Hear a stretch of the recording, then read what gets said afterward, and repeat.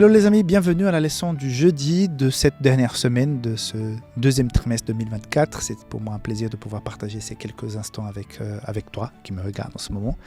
Nous allons parler aujourd'hui à cette histoire que Dieu va tuer des gens, qui va faire mourir Satan et ses anges, mais toutes ces personnes. Pourquoi Jésus ne sauve pas toutes ces personnes? Pourquoi le salut n'est pas pour tous ceux, même ceux qui sont méchants? Parce que si Dieu est amour, il doit sauver tout le monde. Que pourrais-tu répondre par rapport à cette question? Donc on va voir par rapport à ce qui est proposé dans la leçon d'aujourd'hui, concernant donc le moment où la justice de Dieu est appliquée, comment réagir à cela. Ok? Donc je t'invite encore une fois à partager ces vidéos, à pouvoir donc envoyer dans les groupes WhatsApp de ton église, de ta famille, de tes amis. Peut-être on va pouvoir apporter quelques éléments de réponse à ces personnes. Que Dieu te bénisse. Donc nous commençons maintenant l'étude de la leçon de ce jeudi. Pour la leçon d'aujourd'hui, je vous propose la lecture du verset 9. Nous avons déjà lu dans d'autres jours de cette semaine. Il est dit ceci. « Et ils montèrent sur la surface de la terre et ils investirent le camp des saints et de la ville bien-aimée. Mais un feu descendit du ciel et les dévora.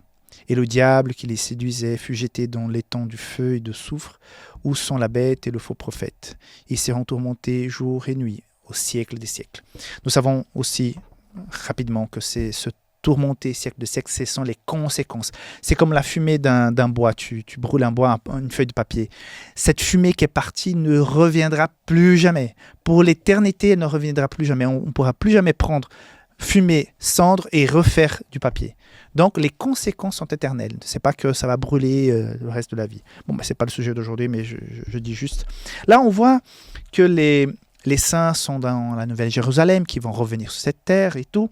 Et donc, tous les méchants sont ressuscités avec Satan et ils décident d'attaquer. Donc, c'est une façon de dire que même avec les plaies qui sont tombées avant la destruction, même avec les 1000 ans que Satan et ses démons ont eu pour pouvoir réfléchir, à la fin, le cœur n'y est plus. Il n'y a plus de salut, il n'y a plus d'espérance, il n'y a plus de lumière. C'est un cœur rempli de ténèbres. Donc, ils vont essayer d'attaquer, de détruire ce qui est bon, ce qui est lumière, ceux qui sont sauvés. Et là, à ce moment-là, donc, intervient la fin de l'existence du péché, de Satan, de ses anges, de tous les pouvoirs qui ont exercé un pouvoir sur la terre et toutes les personnes qui restent attachées au péché. Donc, et c'est là que ça parfois peut poser problème. Mais si Jésus est tellement amour, pourquoi ceux-là, les pauvres, ils ne seront pas sauvés? Pourquoi on ne va pas, à la fin, aller chercher ces personnes? Pourquoi on va les tuer? Pourquoi Jésus va tuer quelqu'un? Mais si Jésus est amour, ce n'est pas juste. Alors, je voudrais t'expliquer peut-être, essayer de te expliquer un petit peu la chose. Imagine-toi que tu as un enfant qui est malade. Donc, on découvre que cet enfant a une tumeur au cerveau ou à quelque part, mais surtout peut-être au cerveau, et que cette tumeur, elle grossit et finalement, elle va faire en sorte que l'enfant meure.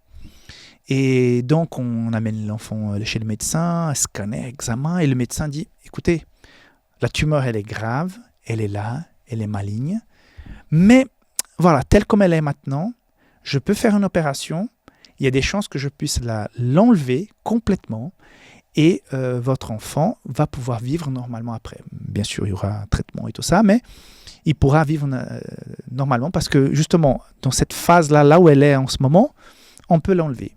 Et tout à coup, imagine-toi que le père ou la mère, peut-être le père, va dire non. Et qu'est-ce qui va se passer avec cette tumeur? Et le médecin va dire, mais je ne comprends pas. Non, mais je ne veux pas que cette tumeur meure. La pauvre, la tumeur, elle est là. Elle vit dans mon fils, elle a une vie, elle a une existence, elle est là.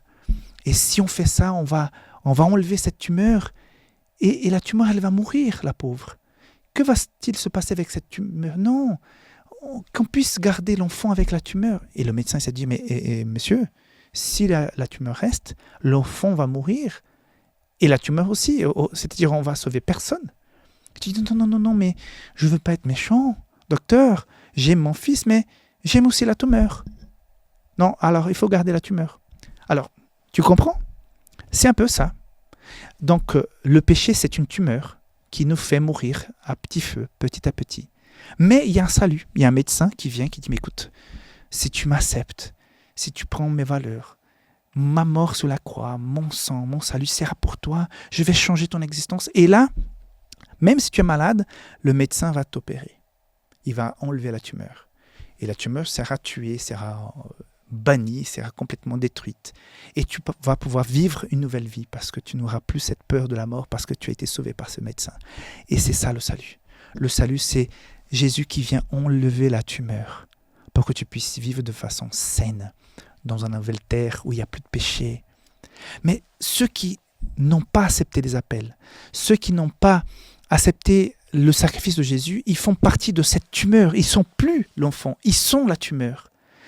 Et même si on aime certaines personnes, mais si elles ont décidé consciemment de faire partie de la tumeur, pour pas que l'enfant meure, pour pas que tu meurs, parce que je ne veux pas être au ciel pour retrouver le péché. Est-ce que tu veux aller au ciel pour retrouver la violence, pour avoir peur pour ta vie, pour la vie de ta famille, parce qu'il y a des gens qui tuent les autres éternellement? Mais non, ça n'a pas de sens. Tu veux une nouvelle vie, celle qui a été promise dans Jean 14. Je vais vous préparer une place, je reviendrai pour que là où je sois, tu sois aussi. Mais j'imagine quelque chose le bonheur, la paix, la joie. Mais je ne veux pas retrouver des gens qui vont pouvoir ôter ma vie, quoi. Donc, si aujourd'hui, consciemment, les gens s'attachent à la tumeur, c'est leur choix. C'est tout simplement la conséquence de leur choix. Mais à un moment donné, moi, je vote, qu'on m'enlève. Si je deviens partie de la tumeur, qu'on puisse enlever la tumeur, et moi avec. Parce que je ne veux pas gâcher le salut des autres, parce que j'ai pas complètement donné mon cœur et que je suis en train de contaminer tout le ciel. Non, c'est ça. Donc quand le diable qui a séduit, qui essaye d'attaquer, et tout à coup, mais un feu descendu du ciel et les dévorera. Mais alléluia! C'est le médecin qui enlève la tumeur. Alléluia, parce qu'il y a le feu qui descend du ciel et qui va purifier. Nous allons vivre sur cette terre pour l'éternité. Pendant 1000 ans, on sera au ciel, Nouvelle Jérusalem, mais c'est ici. Mais est-ce que tu veux retrouver cette terre telle comme elle est maintenant, contaminée par le péché? Avec des froids, des chauds, des inondations, des catastrophes? Non, cette terre sera complètement purifiée. Et le feu, c'est le symbole de la purification, donc complètement. Il n'y a que le noyau qui va rester, et ici, nous allons commencer la nouvelle terre. Celle que nous avons toujours rêvée, qui a été promise. Et nous allons vivre avec Jésus. Ça sera le centre de l'univers et Jésus sera le sanctuaire au centre de cette terre. C'est une merveille ce qui nous attend. C'est une bénédiction et c'est vers cela que nous marchons.